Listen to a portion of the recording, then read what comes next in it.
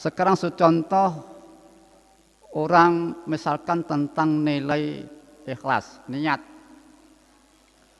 Mungkin Wahidiyah ini bagi orang-orang alamah di dalam Islam ini tidak ada alasan tidak mampu menyalahkan kepada Wahidiyah. Kalau ada orang yang uji, alusnya ada orang kontras, itu paling-paling senjatanya ya, Wahidiyah terlalu tinggi, kamu itu belum waktunya kamu itu. Itu kan amalannya para beliau-beliau itu, amalan Mbah Yai, kamu ini. Nah inilah. Ini mungkin kita belajar mengikuti, mengamati lingkungan dalam satu perjalanan perjuangan itu ada ujian-ujian.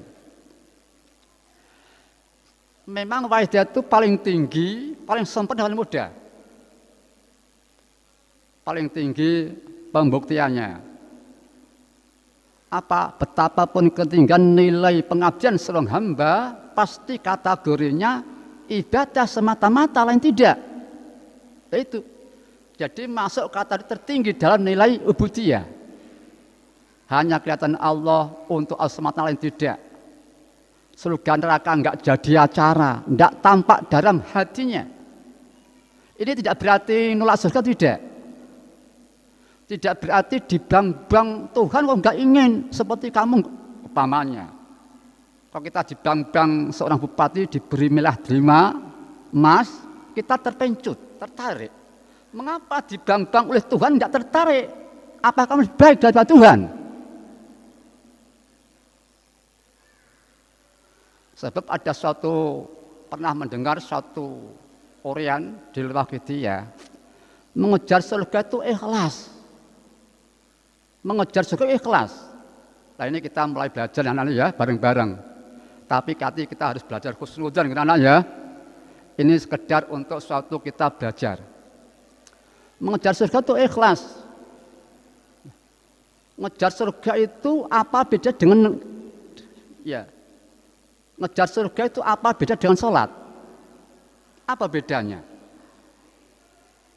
Ngejar surga itu apa beda dengan baca Al-Quran? Tinggi mana? Orang yang baca sholat dengan orang yang mengejar surga. Ya tentunya tinggi baca Quran, tinggi sholat. Sholat pun itu mungkin tidak ikhlas bisa terjadi. Orang sholat enggak ikhlas terjadi. Orang sedekah baca Quran bisa enggak ikhlas terjadi. Tergantung hati manusia itu sendiri.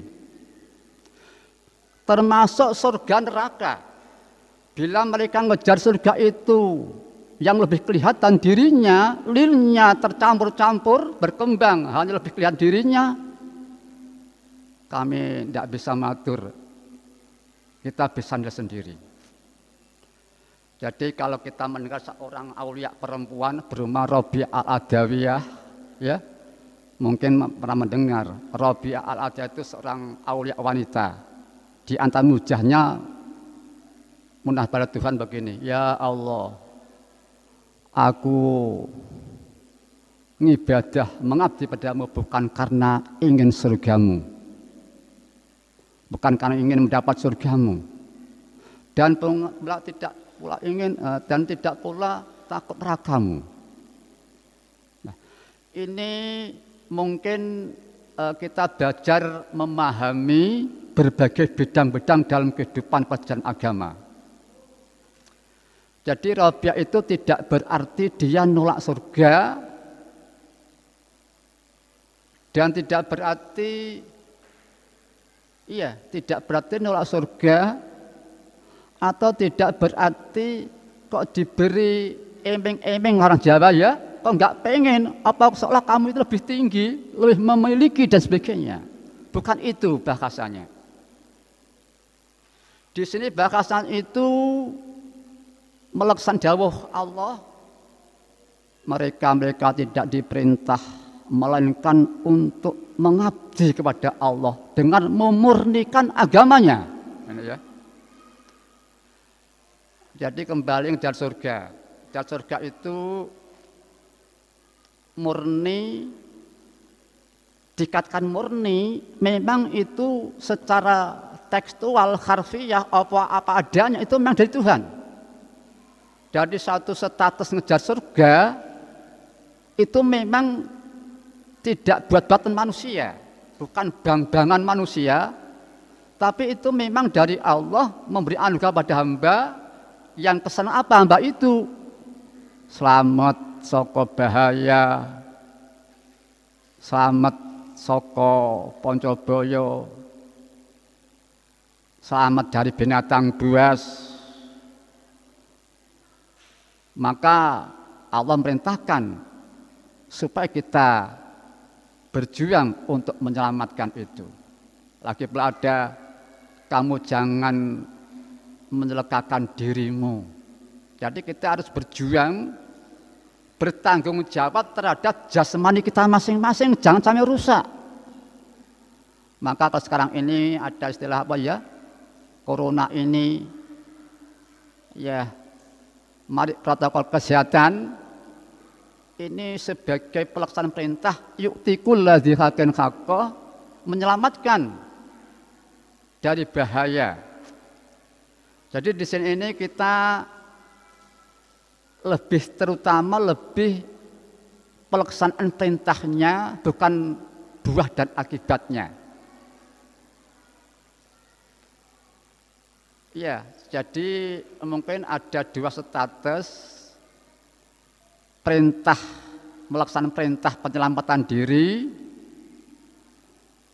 titik gitu ya, tidak dorongan macam-macam, tidak dijadikan dorongan yang lainnya, tapi dorongannya semata-mata melaksanakan perintah Tuhan, titik. Ini yang terbaik. Mungkin agak manusiawi, ya melakukan perintah Tuhan, tapi dia kelihatan buahnya, maka dia untuk dirinya dan untuk itu. Nah, di sini ini tergantung sejauh mana kefokusan niatnya, ingatnya pada Allah. Suatu contoh misalkan kalau kita waktu minum obat ya, minum obat, jamu, vitamin, ya. Ini kelihatan Allah, melaksanakan perintah Allah, wujud iradat Allah, atau kelihatan ingat lainnya. Ingat obat itu ada keistimewaan. Nah, ada ingat dirinya butuh keistimewaan itu. Nah ini kita masing-masing pasti terjadi di antara dua itu, satu di antara dua itu.